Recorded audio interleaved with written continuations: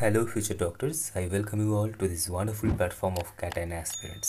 কাল সুপ্রিম কোর্টের হিয়ারিংটা ভালো মতো শুনলে তোমরা এটা স্পষ্ট বুঝে যাবে যে এখন এনটিএ কতটা চাপে আছে।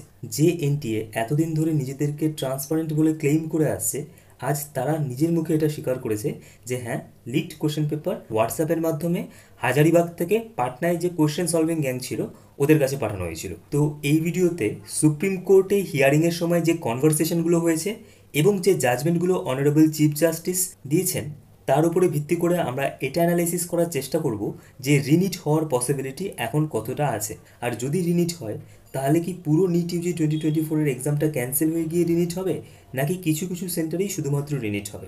এর পাশাপাশি প্রত্যেকটা ডাটার লজিক্যাল অ্যানালাইসিস করে আমরা এটাও ডিসকাস করব যে 22শে জুলাই সুপ্রিম কোর্টের ফাইনাল ওয়ার্ডিক্ট কী হতে পারে। ঠিক আছে, কালকে মানে 18 জুলাই সুপ্রিম কোর্টে যে হিয়ারিংটা চলে সেই হিয়ারিংটা যদি তোমরা পুরোপুরিভাবে দেখো তোমরা ক্লিয়ারলি বুঝতে পারবে যে সুপ্রিম কোর্ট কিন্তু এনটিএকে পুরোপুরিভাবে ঝুঁকিয়ে দিয়েছে। Honourable chief justice of India আজকে যে উল্লেখযোগ্য রায়টা দিয়েছেন সেটা হচ্ছে publish result centre wise by Saturday. প্রথমে তো উনি বলেছিলেন বাই ফ্রাইডে 5 PM। তারপরে যখন এনটিএর পক্ষের প্রসিকিউটর যখন বললো এত তাড়াতাড়ি কী করে সাবমিট করবো, তখন চিফ জাস্টিস অফ ইন্ডিয়া এটা বলেছে ঠিক আছে, শনিবার দুপুর 12টার মধ্যে আপনারা রেজাল্টটা পাবলিশ করুন। কীভাবে পাবলিশ করবে? Centre wise and city wise, মানে সিটি ওয়াইজ প্রত্যেকটা সেন্টারের রেজাল্ট পাবলিশ করতে হবে যে কোন কোন সেন্টার থেকে কীরকম রেজাল্ট হয়েছে। অ্যান্ড এই ক্ষেত্রে অনারেবল চিফ জাস্টিস অবশ্যই এটা বলেছে যে স্টুডেন্টদের আইডেন্টিটি যেন মার্কস থাকে, মানে স্টুডেন্টদের আইডেন্টিটি লুকিয়েই সেন্টার ওয়াইজ পুরো রেজাল্টটা পাবলিশ করতে। এইবারে কিন্তু অ্যাকচুয়ালি বোঝা যাবে যে কোন কোন সেন্টার থেকে কীরকম রেজাল্ট হয়েছে, যে টপার্সরা যারা আছে তারা অ্যাকচুয়ালি কোন কোন সেন্টার থেকে আসছে। এতদিন পর্যন্ত কিন্তু আমাদের কাছে কোনো সলিড ডেটা ছিল না। এই ডেটাগুলোর জন্য আমরা নির্ভর ছিলাম এনটিএর উপরে এবং তার পাশাপাশি নিউজ পেপার কাটআউটসের উপরে। বাট এইবার কিন্তু আমাদের হাতে একটা সলিড ডেটা আসতে চলেছে। তো এই রেজাল্ট পাবলিশ হলে কিন্তু প্রপারলি আমরা সেই সেন্টারগুলোকে সেগ্রিগেট করতে পারবো যে সেন্টার থেকে অ্যাকচুয়ালি অন অ্যান এভারেজ ভালো রেজাল্ট হয়েছে। অ্যান্ড আই মাস্ট সে এনটিএর অ্যাগেনস্টে যে প্রসিকিউটর আছে, মানে যিনি রিনিট অ্যান্ড রিপাবলিকেশন অফ রেজাল্টের জন্য লড়ছেন, উনি কিন্তু আজকে ভীষণ স্ট্রং আর্গুমেন্ট রেখেছিলেন। তোমরা যদি পুরো জাজমেন্টটা শোনো তোমরা বুঝতে পারবে। ইনফ্যাক্ট আইআইটি মাদ্রাসের যে অ্যানালাইসিস রিপোর্টটা এনটিএ সাবমিট করেছে, আইআইটি মাদ্রাসের এক্সপার্টদের দিয়ে অ্যানালাইসিস করার পরে যে রিপোর্টটা সাবমিট করেছে সেই রিপোর্টটার মধ্যেও কিন্তু অনেক অ্যাম্বিগুইটি আছে। তোমরা যদি রিপোর্টটা ভালো মতোভাবে দেখো, ওরা বলেছে একটা বেল শেপ কার্ভ তৈরি হয়, যেটা কিনা যে কোনো কম্পিটিটিভ এক্সামের ক্ষেত্রে দেখা যায়। আজকে কিন্তু এটার উপরেও স্ট্রং আর্গুমেন্ট হয়। অ্যান্ড অনেক এক্সপার্টরা তো এটাও বলছে যে ডেটাগুলোকে ভালো মতোভাবে অ্যালগোতে দিলেই এটা বোঝা যায় যে এই রিপোর্টটা পুরোপুরি ফ্যাব্রিকেটেড রিপোর্ট। ঠিক আছে, যাই হোক সেই বিষয়ে আমরা যাবো না।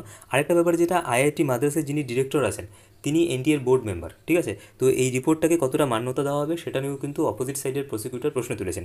আলটিমেটলি যদিও এই রিপোর্টটাকে মান্যতা দেওয়া হয়, বাট স্টিল সেখানেও কিন্তু একটা প্রশ্নবোধক চিহ্ন আছে। দেখো, আজকের জাজমেন্টের যেটা সবচাইতে উল্লেখযোগ্য বিষয় সেটা হচ্ছে এটা যে কী করে পেপারটা লিক হয়েছে। ঠিক আছে, যদিও এনটিএ বলছে পেপার লিক নয়, paper was breach, there was a breach in conduction of examination.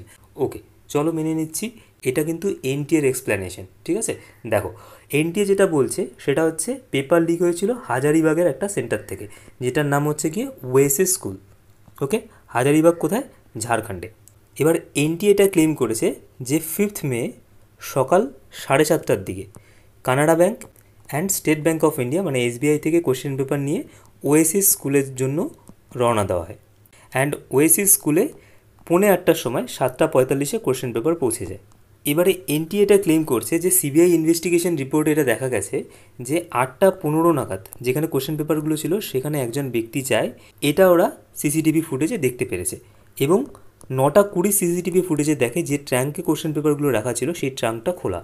তো কোশ্চেন পেপার এই 8:15 থেকে 9:20-র মধ্যে লিক হয়েছে। তো এনটিএ এটা ক্লেম করেছে যে ফটোগুলো তোলার পরে সেই ফটোগুলোকে হোয়াটসঅ্যাপের মধ্যে পাটনায় একটা সলভার গ্যাং ছিল। ঠিক আছে, যেটা তোমাদেরকে এখন আমি বলবো যে পাটনায় কারা কারা সলভ করেছে। পাটনায় 7 জনের একটা সলভার গ্যাং ছিল যারা সেই কোশ্চেন পেপারটা সলভ করেছে কত মিনিটের মধ্যে? 45 মিনিটের মধ্যে। আচ্ছা, সেই 7 জন এতটাই এক্সপার্ট যে তারা 45 মিনিটের মধ্যে নিটের 200টা কোশ্চেন সলভ করে দিয়েছে। চলো মেনে নিচ্ছি for this instance it is possible. খুব ভালো এক্সপার্ট লোক হলে কোশ্চেন পেপার যদি ভালোভাবে ডিভাইড করে নেয় তাহলে 45 মিনিটের মধ্যে সম্ভব। এবারে এই সলভ কোশ্চেন পেপার 10:15 থেকে যে স্টুডেন্টরা অ্যাকচুয়ালি স্ক্যামার, যারা স্ক্যাম করে এক্সাম দেবে তাদেরকে মেমোরাইজ করানো হয়। 10:15 থেকে ওদেরকে মেমোরাইজ করানো শুরু করা হয় এবং 12টার দিকে তাদেরকে একটা গাড়িতে করে পৌঁছে দেওয়া হয় এক্সাম সেন্টারে। এটা এনটিএ ক্লেম করছে। ঠিক আছে, আচ্ছা পুরো প্রসেসে এনটিএ একবার শুধু হোয়াটসঅ্যাপের কথা বলেছিল, ঠিক আছে, আগের দিন চিফ জাস্টিস অফ ইন্ডিয়া যে কনসার্নটা জানিয়েছিলেন যে যদি ইলেকট্রনিক মিডিয়ার মাধ্যমে কোশ্চেন পেপার লিক হয় তাহলে তার উপরে আমাদের কোনো কন্ট্রোল থাকবে না। বাট এটার ব্যাপারে যখন আজকে অপোজিট প্রসিকিউটর বলেন তখন চিফ জাস্টিস অফ ইন্ডিয়া একটা খুব ভালো জিনিস উনি বলেন যে যারা কোশ্চেন পেপারটা লিক করবে তারা নিশ্চয়ই এর কনসিকুয়েন্সেসটা জানে, যে আমি যদি স্ক্যাম করে পরীক্ষা দিই বা আমি কোশ্চেন পেপারটা লিক করছি, আমি যদি ধরা পড়ি তাহলে তার কী কনসিকুয়েন্সেস আছে। তো তারা নিশ্চয়ই কোশ্চেন পেপারটা বিলি করার জন্য লিক করবে না, মানে সবার মধ্যে ছড়িয়ে দেবো এর জন্য লিক করছে না, যে আমি ছড়িয়ে দিচ্ছি সবার মধ্যে তো আমি হিরো, এর জন্য লিক করছে না। ঠিক আছে, তো এরা নিশ্চয়ই হোয়াটসঅ্যাপের মাধ্যমে বা অন্যান্য সোশ্যাল মিডিয়ার মাধ্যমে কোশ্চেন পেপারগুলোর মাস লিক করাবে না, বিকজ আলটিমেটলি সোর্স তো জানতেই পারবে সিবিআই ইনভেস্টিগেট করার পরে, তখন এদেরকে ধরলে তার কনসিকুয়েন্সেস তো খুবই খারাপ। ঠিক আছে, তো এরা কনসিকুয়েন্সেস জানে, সেই জন্য এরা কোশ্চেন পেপার মাস লিক করাবে না, হুইচ ইজ মাচ অ্যাকসেপ্টেবল। আচ্ছা, এবারে এখানে একটা খুব গুরুত্বপূর্ণ পয়েন্ট নোট করো। আচ্ছা, এই যে কোশ্চেন পেপার লিক হওয়ার পুরো রিপোর্টটা দেখলে যে কীভাবে লিক হয়েছে, সেটা কে বলছে? সেটা বলছে সিবিআই এবং এনটিএ সেটাতে সম্মতি জানিয়েছে। বাট ইওইউ রিপোর্টে কিন্তু অন্য কথা বলা আছে। সেই ইওইউ রিপোর্টে সেই যে ছেলেটা, কী নাম, অনুরাগ ঠাকুর না কী নাম ওর, ঠিক আছে, ও কিন্তু বলেছে যে 4 মে 4 তারিখ পরীক্ষার ঠিক একদিন আগে রাতের বেলা ও কোশ্চেনের যে অ্যান্সারগুলো আছে অ্যান্সারগুলো মুখস্থ করা শুরু করে দিয়েছিল, মানে ওর কাছে অলরেডি অ্যান্সার চলে গেছিলো, যে স্ক্যামার্সরা আছে তারা ওকে অ্যান্সার শিট প্রোভাইড করেছে অ্যান্ড ও অ্যান্সারগুলো মুখস্থ করা শুরু করে দিয়েছিল। তাহলে যদি কোশ্চেন পেপার 5 তারিখ সকাল 8টা সাড়ে 8টার দিকে লিক হয়, তাহলে কী করে এটা পসিবল যে ওই ছেলেটা আগের দিন রাতের বেলা অ্যান্সার মুখস্থ করতে শুরু করে দিয়েছিল? এটা পসিবল না। তাহলে ইওইউ রিপোর্ট আর সিবিআই রিপোর্টের মধ্যে কিন্তু কোনো মিল নেই। তো অনারেবল চিফ জাস্টিস সেজন্যই বলেছেন যে ইওইউ রিপোর্ট আর বিহার পুলিশের রিপোর্ট, দুটো রিপোর্ট একসাথে সাবমিট করতে কোর্টে।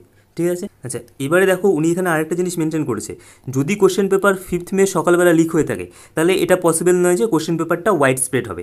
কিন্তু যদি কোশ্চেন পেপারটা 4 তারিখ লিক হয়ে থাকে তাহলে এখন ইলেকট্রনিক মিডিয়ার যুগে সেই কোশ্চেন পেপারটার ওয়াইড স্প্রেড কতটা আটকানো সম্ভব সেটা নিয়ে কিন্তু একটা ডাউট আছে। এবারে দেখা যাক যে ইওইউ রিপোর্ট এবং বিহার পুলিশের রিপোর্ট পরের দিন দেখার পরে অনারেবল চিফ জাস্টিস কী অর্ডার পাস করে। ঠিক আছে, কেননা ইওইউ রিপোর্ট সামনে আসতো তার আগেই কিন্তু সিবিআই পুরো কেসটাকে হ্যান্ড ওভার করে নেয়। তো ইওইউ রিপোর্টটাই কিন্তু এখনও আমাদের কাছে নেই।